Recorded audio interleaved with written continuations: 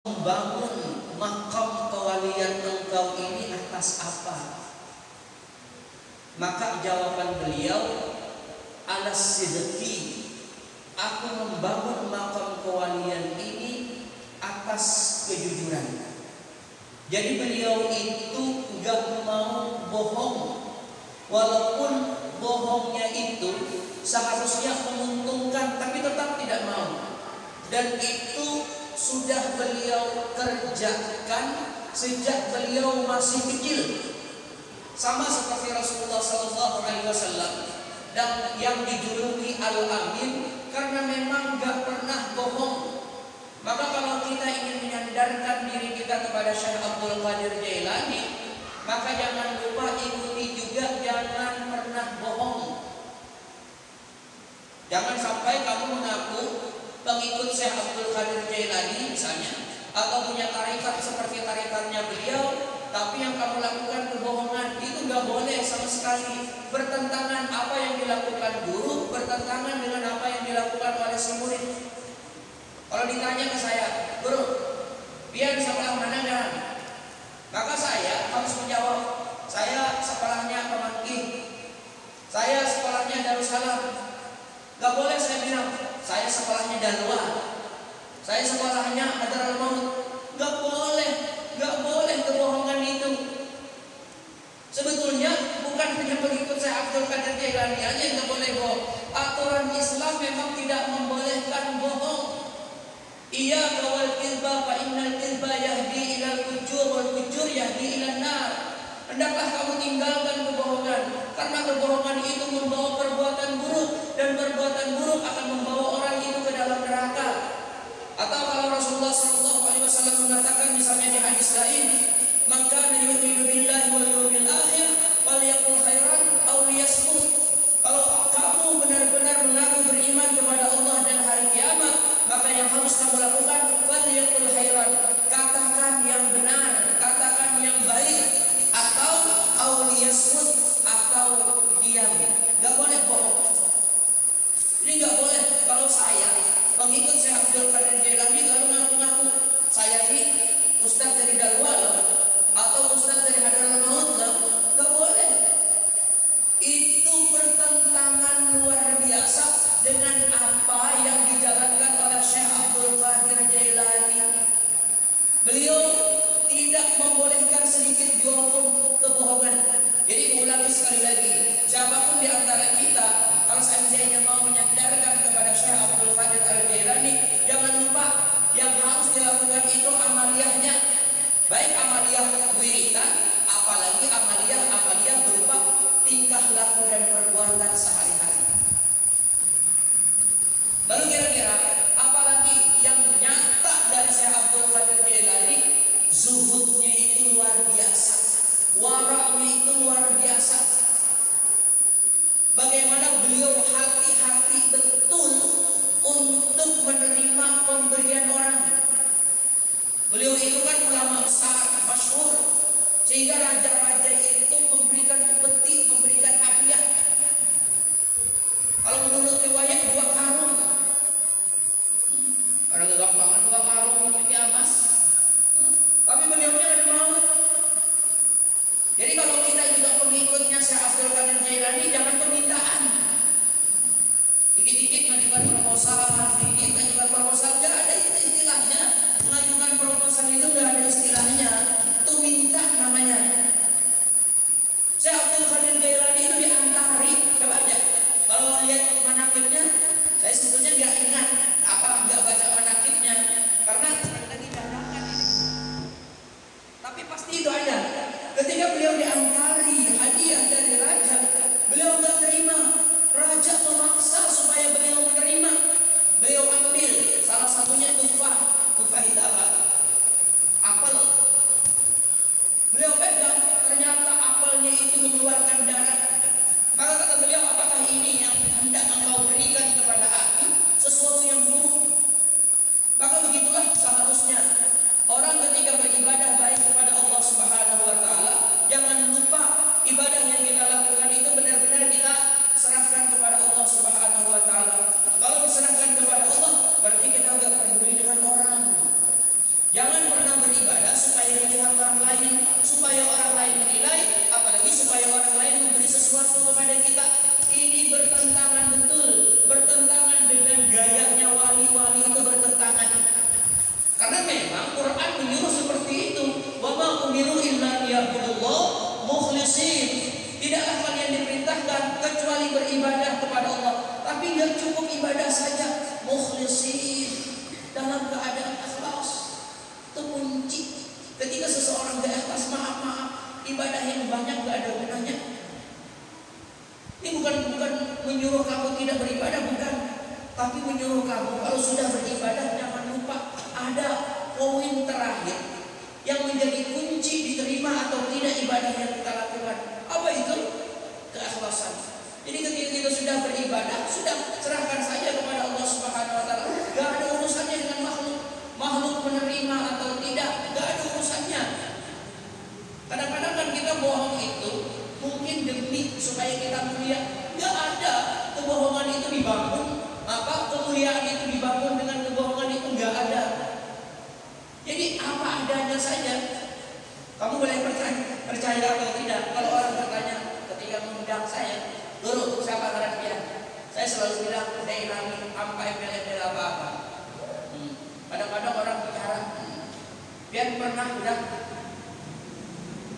ke barat sana dulu." Maksud kamu ke barat apa?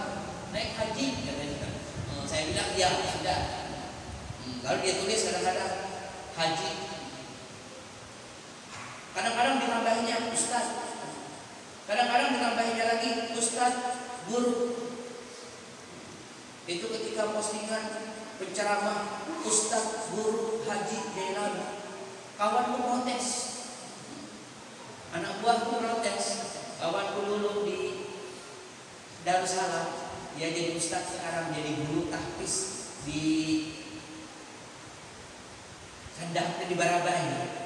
Memang dia orang Barabai, namanya Faisal. Katanya kedobel. Ustaz dia juga, guru dia juga kedobel katanya. Saya bilang gak apa-apa. Itu cuma badal syai min syai, tambahan aja. Guru ya ustaz, ya derabi itu satu aja jadi masalah. Tapi sebetulnya bercanda. Tapi ketika melihat, saya kan agak jarang posting ya. Sekali-sekali pernah di posting itu yang gambar Tuhan ikan bikin itu. Itu dikomentari oleh kawan-kawan. Termasuk diantaranya komentarnya, apa aja? Itu ya ustaz, ya guru, double itu katanya. Saya bilang yang pertama itu bukan saya yang bikin. Karena kalau saya bilang saya ustaz, saya guru, seolah-olah saya minta ampun. Saya selalu hanya bilang nama. Itu yang bikin anak buah. Sadam dinamai itu anak buah katanya. Jadi itu beda. Jadi itu cuma badal aja. Ya ustaz, iya kan ada orang al-alim, al-alama, al-ustaz, al-syekh, sama. Ya itu tidak apa-apa, kayak masalah. Jadi sekali lagi ulangi, kita tidak akan pernah melihat, minimal melihatnya di mata Allah ya. Kalau di mata manusia mungkin kita melihat, dengan kita tipu-tipu orang mungkin kita melihat, tapi di mata Allah jauh harapan. Jadi ulangi sekali lagi, ketika kamu menjadi orang yang mengaku ada alaqah, ada ta'alluq dengan Syekh Abdul Qadir Jailani, maka yang harus kamu lakukan tidak hanya wiridan yang dia amalkan, tetapi amaliyah, tingkah laku, perbuatan, termasuk amaliyahnya tidak bohong, termasuk amaliyahnya zuhud luar biasa. Jadi jangan sampai ketika kita cuma hanya ambil amaliyahnya saja, tapi tingkah lakunya berbeda. Tidak ada gunanya. Tingkah lakunya itu jauh lebih penting. Maka ulang sekali lagi, yang paling terkenal dari Syekh Abdul Qadir Jailani adalah kejujuran dan kezuhudan. Kalau ibadah sudah pasti semua aulia ibadah. Sebetulnya semua wali juga pasti jujur, pasti zuhud. Cuman ini menonjolnya di situ. Jadi kalau ada orang ngaku-ngaku jadi wali tapi enggak zuhud, maaf aja. Ada orang ngaku-ngaku jadi wali tapi suka bohong, maaf aja enggak. Di mana buktinya? Ada hadis Nabi di mana Nabi mengatakan ma jabalallahu waliyan illa bis-sakha wa husnul khuluq. Ini berkali-kali saya ceritakan. Allah tidak akan pernah menjadikan seseorang itu menjadi wali illa bis-sakha. Yang pertama orangnya pemurah. Kalau pemurah zuhud ya. Orang pemurah itu yang ada aja dia keluarkan. Kalau yang punya orang diambil, itu zuhud. Yang kita bicarakan zuhud ya. Nah zuhud itu yang ada dikeluarkan. Gak ada pikiran ngambil punya orang dimasukkan ke kantong. Ada kiriman ceramah Gus Muful. Saya katanya kata Gus Muful, ketika disuruh oleh guru Anangsarani jadi guru di Darussalam. Tapi guru Anangsarani yang pertama bilang, kamu minta izin dulu dengan ayahmu. Kamu minta izin dulu dengan ayahmu. Walaupun saya bapak roh kamu, tapi bapakmu tetap punya hak yang luar biasa. Begitulah guru. Guru bukan guru pak, kamu gak penting. Yang penting aku guru tidak. Guru yang benar, kamu tetap. Adakah kira-kira guru yang benar itu menyuruh anak durhaka kepada orang tuanya? Ada tidak kira-kira guru yang benar? Ingat ya, kalau kita pengajian, kamu urusan apa aja dengan bapakmu, tetap kamu sini, bapakmu garing kan, ke sini juga. Itu menyuruh durhaka kepada anak. Guru yang baik itu pasti menyuruh anak ini jadi anak yang bakti. Maka kalau anak ini punya kepentingan dengan ibunya, dengan ayahnya, maka biarkan dia punya kepentingan dengan ibu dan ayahnya. Jangan dipaksa. Pokoknya kamu terlambat sedetik aja pengajian ini ketulahan di kemana-mana. Bapak itu bukan yang gunanya. Enggak seperti itu guru yang benar. Guru yang benar pasti mengajarkan kepada anaknya supaya menjadi anak yang bakti. Kalau Bapak percaya, lihat Abdullah bin Abdullah. Abdullah ini sahabatnya Rasulullah. Abdullah yang bapaknya itu Abdullah bin Ubay bin Salul. Siapa? Orang yang munafik ya. Nah, ketika Abdullah bin Ubay bin Salul itu minta izin kepada Rasulullah SAW untuk membunuh bapaknya yang munafik, yang kerok. Apa perintah Rasulullah SAW? Gak boleh. Dan aku memerintahkan kepada kamu untuk tetap berbuat baik kepada orang tuamu. Begitulah pesan Rasulullah kepada Abdullah, anak dari Abdullah bin Ubay bin Salul. Bapaknya Abdullah bin Ubay bin Salul itu tokohnya munafik, sedangkan Abdullah yang anaknya ini itu orang yang taat benar-benar di dalam Islam. Minta izin untuk membunuh bapaknya karena bapaknya kurang ajar. Tapi perintah Nabi apa? Jangan, kamu harus berbuat baik kepada bapak kamu. Karena pesan Nabi seperti itu. Semunafik-munafiknya bapaknya, tetap Abdullah ini bakti kepada. Itu Nabi menunjukkan apa? Bapak yang seperti itu saja tetap harus dihargai oleh seorang anak. Apakah Nabi bilang, "Mbak, sudah sikat saja itu bapakku, kurang ajar, mati aja"? Enggak. Karena Nabi mengajarkan kepada anak itu harus bakti. Maka guru yang baik itu harus yang seperti Nabi. Jangan mengutamakan, apa yang penting kita dihormati. Masalah dia menghormati bapaknya itu nggak penting. Dan seperti itu yang seharusnya diajarkan. Ulang tadi ya cerita guru Sufur. Ketika guru Sufur itu disuruh oleh guru Anangsarani untuk membantu mengajar di Darussalam.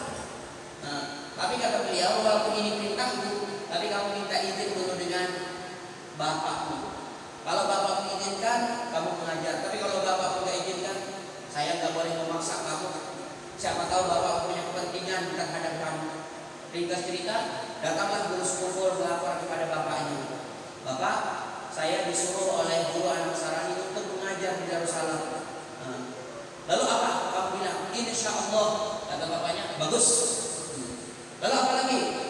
Guru Anangsarani berpesan agar saya minta izin. Kalau bapak izinkan baru. Tapi kalau tidak, kalau bapak tidak izinkan, dosa saja. Kata ayah dari guru Sufur, luar biasa ya guru kami itu. Saya ini gak apa-apa, gak punya ilmu, tapi masih dimintai pendapat. Saya izinkan atau tidak? luar biasa tuh guru kamu tuh yang luar biasa.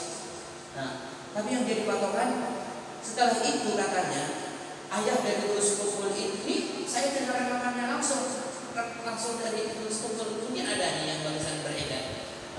Lalu kata ayahnya, kamu sekarang makan nggak? Sekarang makan. Nanti kalau habis mengajar, kamu juga tetap makan seperti biasanya. Kamu punya pakaian. Nanti kalau kamu sudah mengajar, tetap pakaian kamu seperti. Jangan pernah berubah. Lalu beliau mengatakan, guru itu seharusnya ketika dia mengajar, dia tidak harus mendapatkan bayaran. Kalau toh dia dibayar juga, silahkan dia ambil. Tapi kalau untuk sekadar bersyukur, kata beliau, ketika gaji itu saya ambil, saya lihat murid-murid saya yang mana yang membutuhkan, yang miskin-miskin, saya berikan, karena itulah pesan bapak saya.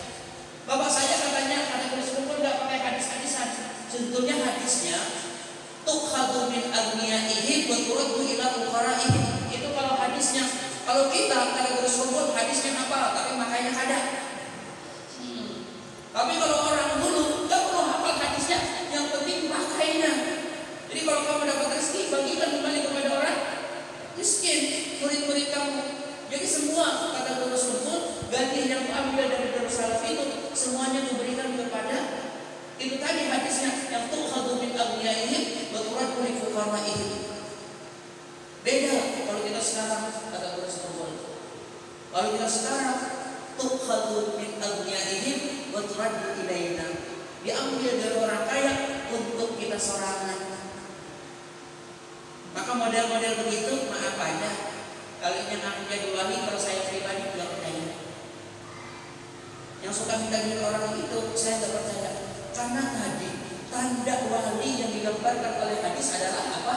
Bisa dia yang memberi orang, bukan dia yang minta ke orang. Kalau minta ke orang itu tanda kemurahan. Itu tanda serakah. Kemudian yang kedua, wa husnul khuluq. Wali itu pasti akhlaknya baik. Kalau berbohong, husnul khuluq atau tidak? Tidak. Maka sekali lagi, saya sebetulnya nggak ada niatan sedikit juga aku menceritakan saya Abdul Qadir Jailani malam ini. Karena memang nggak tahu bahwasanya saya sebetulnya ingin menceritakan, karena kita sudah hibur satu kali, saya ingin membangkitkan dengan menceritakan tentang hadis salawat. Tadi di TK sudah saya tulis tuh hadis salawat. Ini yang rencana saya sampaikan malam ini. Tapi karena ceritanya berbeda ya nggak apa-apa. Tapi mudah-mudahan sekali lagi, ini bukan hanya akhlaknya Syekh Abdul Qadir Jailani, tetapi sebenarnya akhlak Islam, akhlaknya Rasulullah SAW. Jujur itu harga mati, zuhud juga harga mati. Saling melakukan maaf.